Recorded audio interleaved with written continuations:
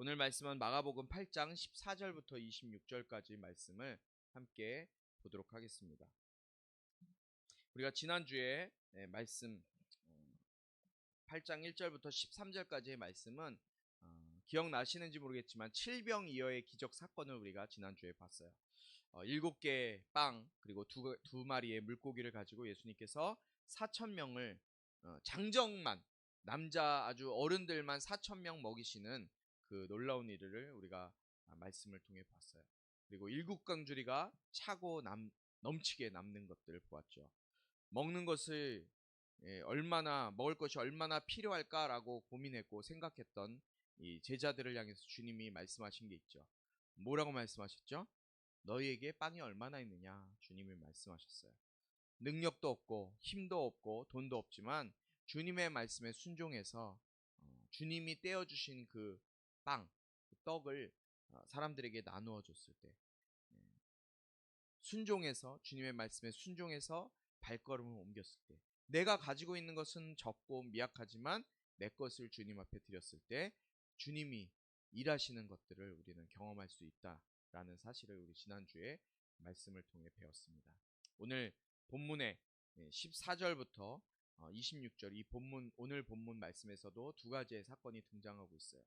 첫 번째는 바로 예수님께서 바리새인들과 헤롯의 누룩을 조심해라 라는 말씀, 그리고 뒤에 이어서 베세다 지역으로 들어가셨을 때 그곳에서 앞을 보지 못하는 사람을 소경을 고치신 내용, 이 두 가지의 말씀을 우리가 오늘 보게 돼요. 이 두 가지 사건은 영적인 안목, 영적인 깨달음, 그것에 관한 말씀이에요. 우리에게 영적인 안목이 있는지, 나에게 영적인 안목의 상태가, 나의 영적인 안목의 상태가 어느 정도인지 오늘 말씀을 통해서 깨달음을 얻는 시간 되길 주님의 이름으로 축원합니다. 우리 먼저 14절부터 21절까지 말씀을 제가 먼저 읽고 여러분들이 한 절 읽고 교독하도록 하겠습니다. 14절 먼저 제가 읽겠습니다. 제자들은 깜빡 잊고 빵을 가져가지 않았습니다. 그들이 가진 것이라고는 배 안에 있던 빵 한 개뿐이었습니다.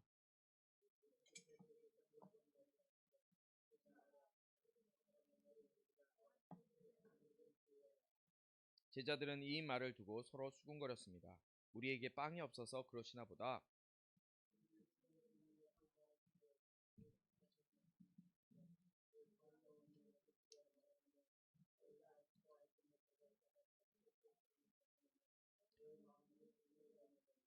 너희가 눈이 있어도 보지 못하고 귀가 있어도 듣지 못하느냐? 기억하지 못하느냐?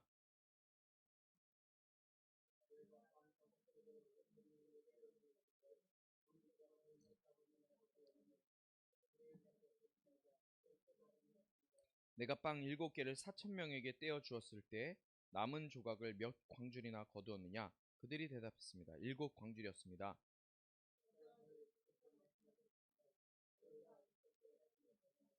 아멘. 예수님께서 바리새파 사람들을 떠나서 이제 다시 갈릴리 호수 건너편으로 가시게 됐어요. 그곳은 바로 벳세다 지역이었어요. 이제 유대 땅으로 다시 들어가시게 된 거예요. 14절에 뭐라고 기록되어 있습니까? 제자들은 자신들이 깜빡 잊고 빵을 가져오지 않은 것을 알아버립니다.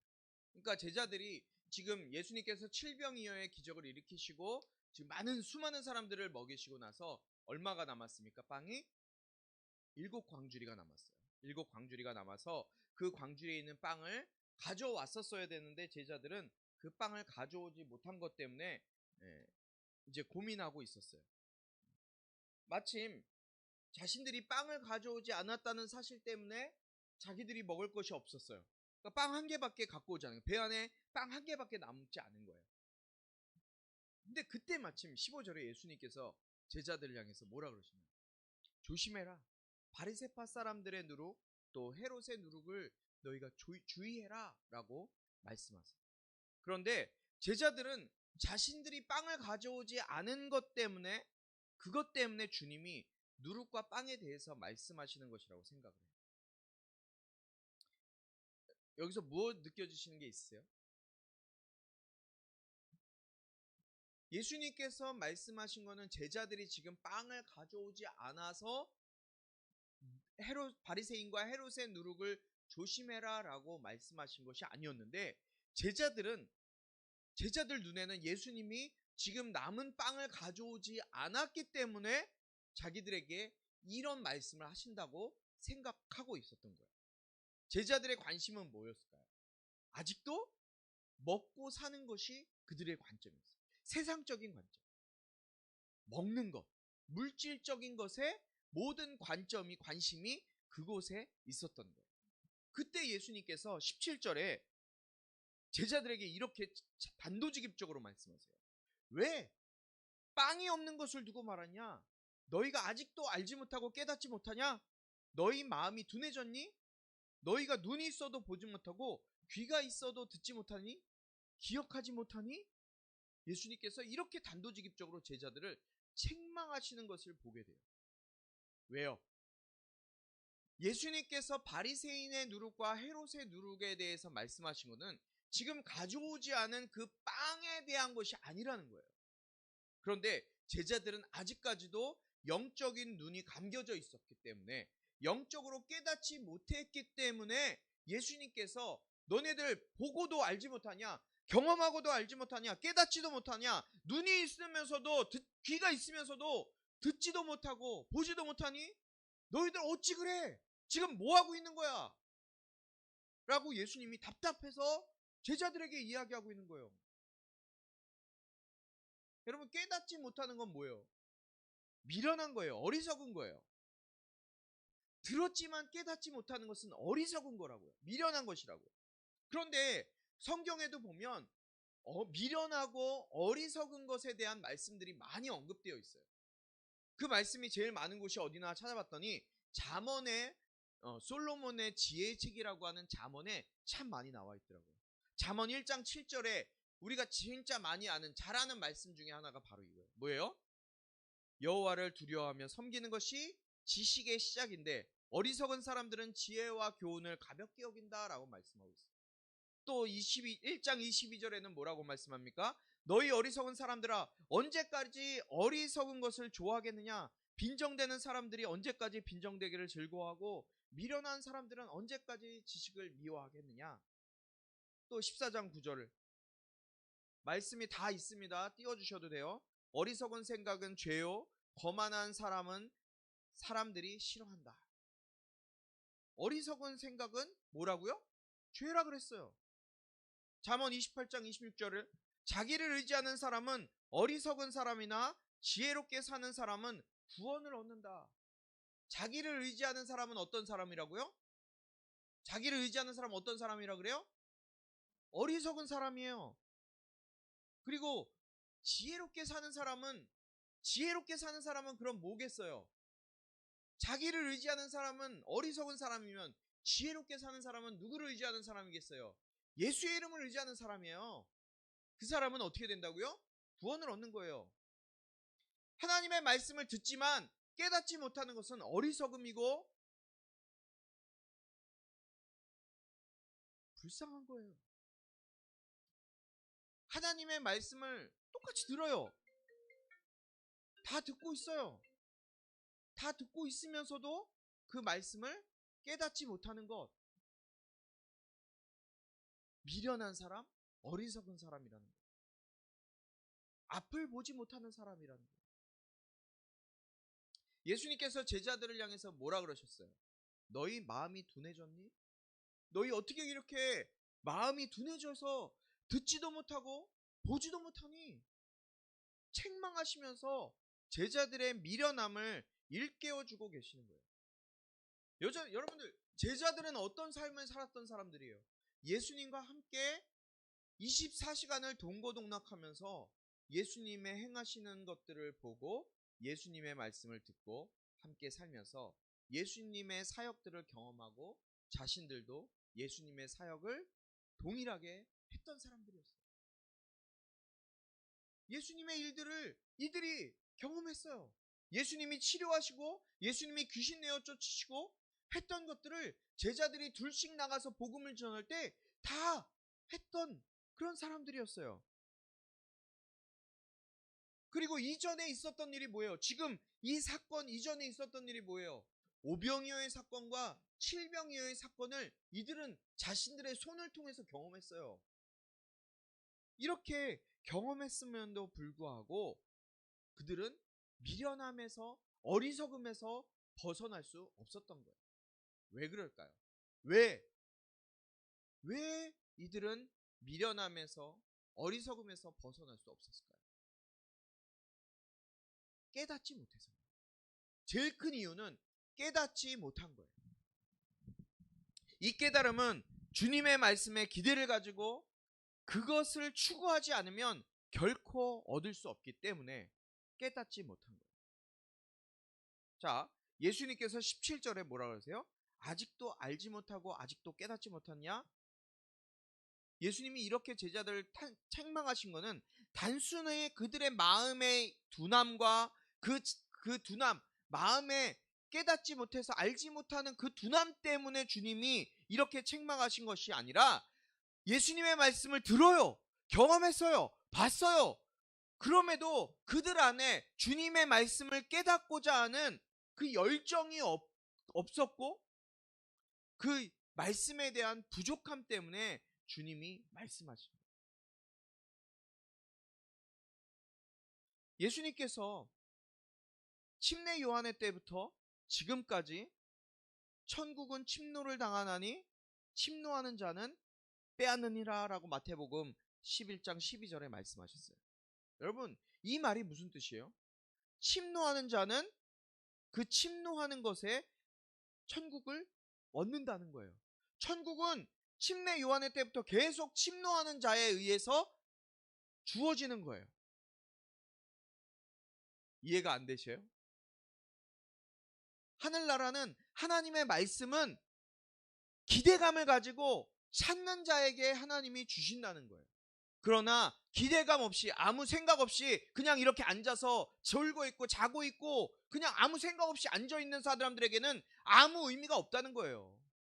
주님은 관심이 없다는 거예요. 그러나 침노하는 자, 그 주님의 말씀에 나에게 주어져서 그 말씀이 내 안에서 일하실 것들을 기대하고 믿음으로 취하고자 하는 자에겐 하나님의 말씀이 그대로 이루어진다고 주님이 말씀하시고 계신 것이라는 거예요.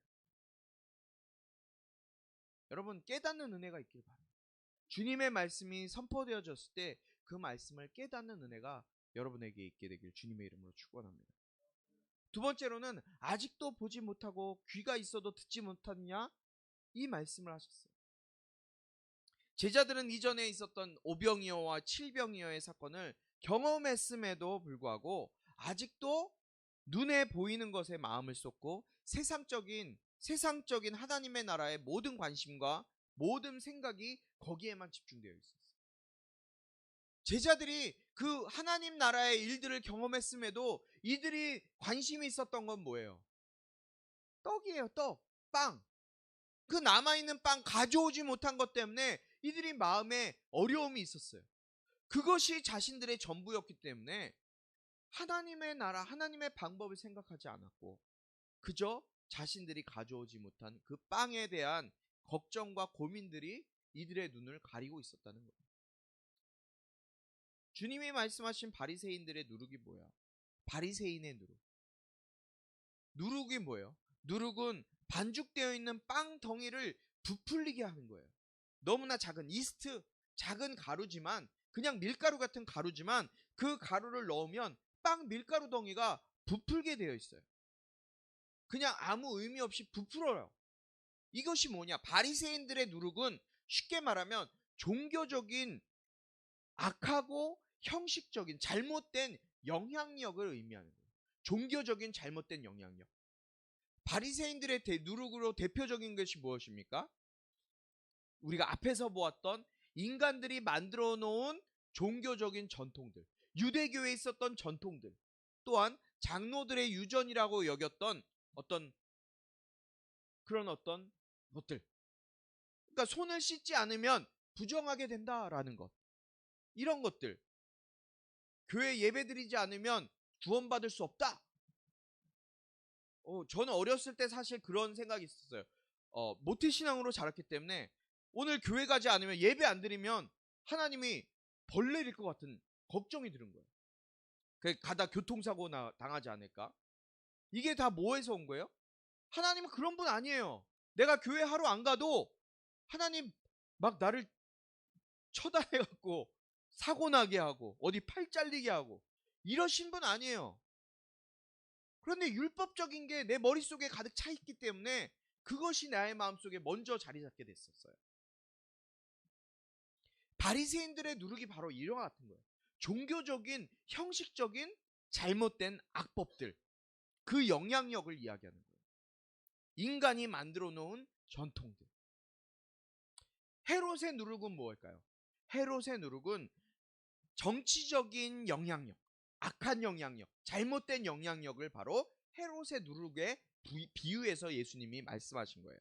온갖 권모술수를 동원해서 권력을 얻기 위해서 일반 백성들의 눈을 어둡게 하고 그냥 우리처럼 일반 백성들 아무것도 알지 못하는 사람들을 이용해서 자신들의 이익만을 추구하고자 하는 그 잘못된 영향력들, 권력에 대한 악행들을 말하는 것이 바로 헤롯의 누룩이에요.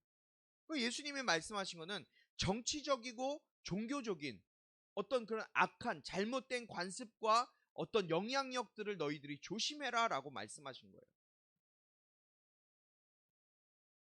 예수님을 따르고 예수님을 인정하는 것이 보다 정치적이고 종교적인 것을 따라가는 것.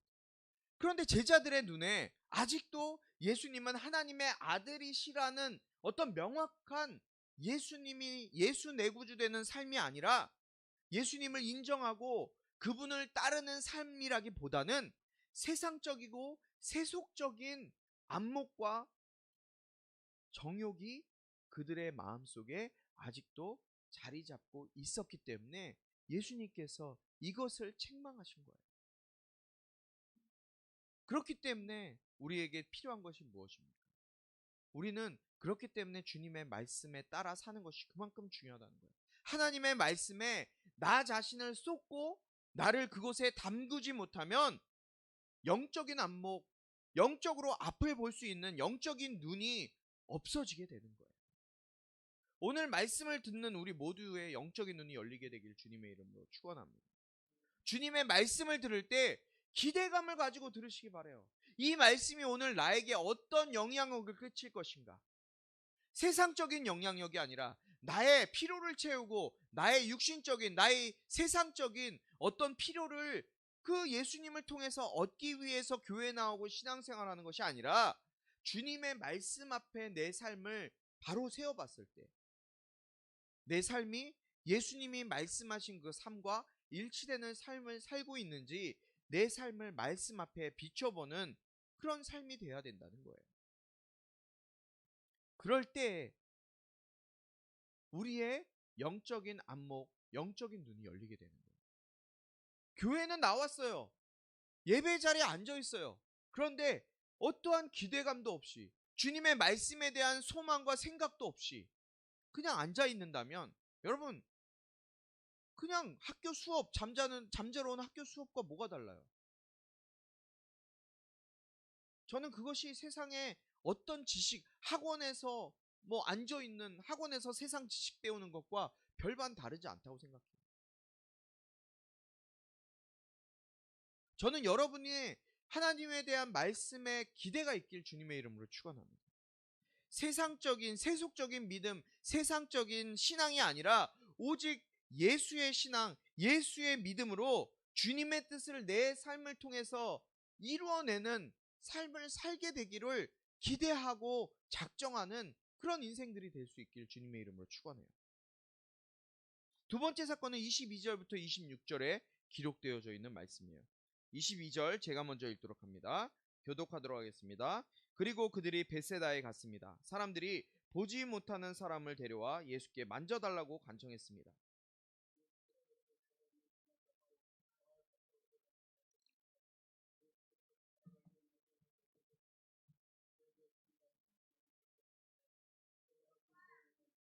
그러자 그 사람이 쳐다보며 말했습니다.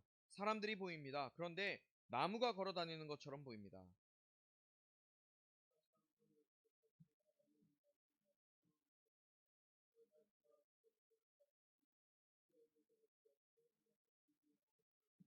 예수께서 그를 집으로 보내시며 말씀하셨습니다. 마을 안으로 들어가지 마라. 아멘. 예수님께서 이제 벳세다에 가셨어요. 그곳에서 사람들이 예수님께 보지 못하는 사람을 데려와서 그를 만져달라고 사람들이 간청을 합니다. 예수님께서 23절에 보니까 손을 잡고 이 사람을 마을 밖으로 데리고 나가세요. 그리고 그 사람의 눈에 침을 뱉으시고 손을 얹으시면서 너 뭐가 좀 보이니? 라고 물으세요. 24절에 뭐라 그럽니까? 이 사람이 솔직하게 얘기해요. 뭐가 보이긴 보여요, 주님. 그런데 꼭 나뭇가지 같은 게 뭐 지나다니는 게 보여요. 솔직하게 얘기했어요, 주님. 주님이 일하시면 한 방에 될 수도 있는데, 주님이 만지셨는데 그냥 뭔가 다니는 것 같긴 한데 나뭇가지 같은 게 다닌다, 잘 보이지가 않는 걸 솔직하게 말씀드린 거예요. 그리고 주님이 솔직했던 그의 눈에 다시 한번 손을 대시고 안수하시니까 어떻게 됩니까? 이제 그의 눈이 완전하게 분명하게 사람의 모습이 보이기 시작합니다. 여러분, 이 두 가지 사건, 아까 말씀드렸다시피 이 두 가지의 사건은 우리에게 영적인 안목, 영적인 눈이 떠져 있는지 주님이 우리에게 깨닫게 하시는 말씀이에요. 지금도 수많은 사람들이 교회 다니고 예배를 드리고 신앙생활을 한다고 이야기를 해요. 예수님을 믿지만, 교회를 다니지만 올바로 보지 못하고 그저 자신들의 생각으로만 각자의 방법, 각자의 생각, 각자의 모습으로 종교 생활을 하고 있는 것을 너무나 많이 보게 돼요. 그러나 주님은 우리에게 오늘 제자들에게 하셨던 그 말씀으로 우리에게 다시 한번 물으세요. 아직도 알지 못하고 깨닫지 못하니? 너네 눈이 있어도 보지 못하고 귀가 있어도 듣지 못하니? 주님이 또 물어보세요. 저는 우리가 이렇게 되지 않기 바라요. 말씀에 대한 기대감이나 말씀에 대한 관심이 없어서 깨닫지 못하는, 알아듣지 못하는 인생이 아니라 주님의 말씀에 기대감을 가지고 나와서 그 말씀이 내 마음밭에 뿌려질 때, 심겨질 때 그 마음밭, 내 마음밭이 좋은 땅이 돼서 수많은 열매를 맺혀낼 수 있는 그런 축복된 땅이 저 여러분의 마음밭이 되길 바라요. 우리의 마음밭은 어떨 때는 가시밭길이 될 수 있고요, 길가가 될 수 있고요, 돌짝밭이 될 수 있어요. 그러나 좋은 땅, 옥토도 될 수 있어요. 그런데 그 옥토가 되기 위해서 필요한 것은 무엇입니까? 주님의 말씀을 깨닫는 거예요. 주님의 말씀을 깨닫는 거예요. 주님은 마가복음에서 계속해서 7절 이후, 6절 이후에 6장 이후에 계속해서 우리에게 깨달음에 대해서 말씀합니다. 너희가 듣기는 듣는데 교회 나와서 앉아 있는데 예배는 드리는 척하고 있는데 너네들의 생각은 어디가 있어? 너희들의 관점은 어디에 있어? 너네 뭐하러 여기 나와 앉아 있어? 주님이 우리에게 말씀하시는 거예요. 왜 네가 여기 앉아 있어 지금? 뭐하러 이 귀한 시간에 나와서 이 시간 여기 앉아 있니? 주님이 물어보세요. 지금도 수많은 사람들이 일요일날 11시, 9시 뭐 일찍 7시부터 교회 나가서 앉아서 예배 드려요. 너무 일찍 교회 가서 7시 예배 드리는 사람들은 너무 일찍 교회 가서 예배인지 취침 시간인지도 모르게 그냥 잠만 자요. 강단에서 하나님의 말씀은 선포돼요. 선포되어지고 있는데, 말씀이 들려지고 있는데 듣지 못해요. 깨닫지도 못해요. 알지도 못해요. 여러분, 저는 여러분들이 그런 인생 되지 않길 바라요. 깨닫지 못하는 인생이 아니라 알지 못해서 그냥 죽어가는 인생이 아니라 오늘 말씀을 들은 저와 여러분 모두는 한 사람 한 사람은 이 선포되어진 말씀이 나에게 심겨지기 기대하고 나에게 주시는, 그것이 비록 나를 까는 말씀일지라도 나를 깨닫게 하시고자 하는 하나님의 말씀임을 기대하면서 그 말씀이 내 안에서 이루어지기를 소망하며 기대하며 살아가는 저와 여러분이 될 수 있길 주님의 이름으로 축원해요. 우리 이 찬양을 같이 좀 했으면 좋겠는데요. 보소서 주님이다. 우리 시간 같이 잠깐 기도하겠습니다. 주님, 오늘 말씀을 듣지만 깨닫지 못하고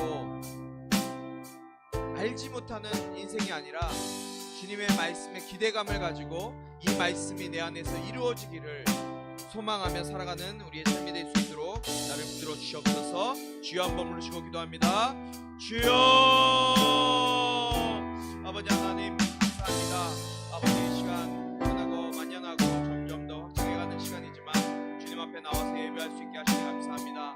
아버지 하나님, 많은 사람들이 오늘 이 시간에도 예배를 드리고 하나님의 말씀을 듣지만 아버지 기대감도 없이 아무 소망도 없이 아무 계획도 없이 생각도 없이 그냥 습관적으로 나와 앉아있는 형식적인 신앙생활, 형식적인 종교생활하는 자들이 너무나 많이 있습니다. 그러나 아버지 하나님, 우리가 형식적인 종교적인 신앙생활하지 않게 하여 주시옵소서. 아버지, 주님의 말씀에 기대함을 가지고 내 안에서 그 말씀이 이루어질 그 기대감을 가지고 주님 앞에 나와 말씀 듣고 내 삶 가운데 이루어지기를 소망하며 살아가는 인생 될 수 있도록 내 마음을 붙드시고 움직여 주시옵소서. 아버지 하나님, 아무 계획과 하나님의 뜻 가운데 나아가지 못하는 인생들 되지 않게 하시고 아버지, 내 마음이 옥토가 되어서 주님 기경하여 주시고 주님 새롭게 하여 주실 때 하나님의 말씀이 나를 변화시키고 내 인생 가운데 내 삶 가운데 말씀하시며 일하실 때 그 말씀 앞에 아버지 내 삶을 온전히 올려드릴 수 있는 인생으로 내 삶을 붙드시고 변화시켜 주시옵소서. 주님 말씀 앞에 내 삶을 온전히 드리기 원합니다. 주님 역사하여 주시고 일하여 주시옵소서. 주님 이 시간 아버지 주님 말씀을 듣습니다. 주님 내 마음을 옥토로 변화시켜 주시옵소서. 기경하여 주시옵소서. 좋은 열매 맺히기 원합니다. 하나님 말씀 기대하게 하시고 습관적으로 나와 앉아있는 형식적인 모습들 제하여 주시옵소서. 하나님 아버지 감사합니다. 매주 말씀을 듣고 또 매일 말씀을 듣지만 이 말씀이 그냥 한 귀로 듣고 한 귀로 흘려가는 그냥 세상적인 말씀으로 세상적인 이야기로 들려지지 않게 하여 주시옵소서. 하나님 말씀이 어떤 말씀이든 기대감을 가지고 나에게 말씀하시고 나에게 깨닫게 하시는 하나님의 말씀임을 우리가 믿고 내 안에서 역사하시길 기대하며 나아가는 귀한 생명의 말씀으로 주님 우리의 삶 가운데 임하여 주시옵소서. 옥토가 되게 하시고 이 말씀이 우리의 마음밭에 뿌려질 때 30배, 60배, 100배의 놀라운 결실을 맺는 생명의 말씀이 될 수 있도록 주님 역사하여 주시옵소서. 이 시간 빈손으로 나오지 아니하고 주님 앞에 귀한 예물 정성스럽게 주님 앞에 드린 손길 드리겠습니다. 아버지 하나님, 이 헌신과 이 예물이 아버지 하나님의 영광을 위해서 하나님 죽어가는 영혼, 정말 예수 이름 알지 못해 죽어가는 그 영혼들을 살려내는 데 쓰임받는 귀한 예물 될 수 있도록 인도하여 주시고 이들의 수고와 헌신이 정말 하늘에서 별과 같이 빛나는 아름다운 수고와 헌신 될 수 있도록 인도하여 주시옵소서. 예수 그리스도의 은혜와 하나님 아버지의 극진하신 사랑과 성령의 감화, 감동, 치유, 회복 세워주시면 은혜가 이 시간 주님의 말씀에 마음을 쏟고 기대감을 가지고 내 안에서 이루어지기를 작정하는 모든 심령들 가운데 지금부터 영원토록 함께하기를 축원하옵나이다. 아멘.